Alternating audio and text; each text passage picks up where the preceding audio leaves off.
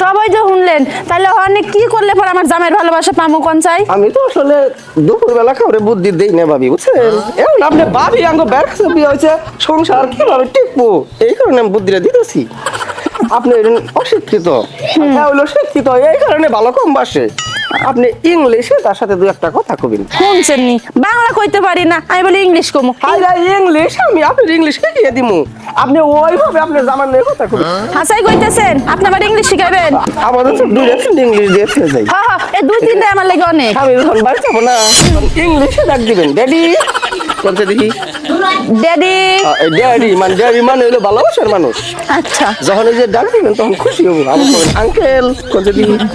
Uncle. হ্যাঁ, এটা এইভাবে ডাকবেন, স্বামী এইভাবে ডাকবেন। এই দুইটা আমাদের তো কামে করেন। আচ্ছা ঠিক আছে, তাহলে আমি আপনারে ডাকি, আপনি শুনেন যে ঠিক না, এই ডাক আমার মধ্যে যাইবো না, এই ডাক আপনার স্বামীর মধ্যে দিবেন। আচ্ছা আচ্ছা ঠিক আছে।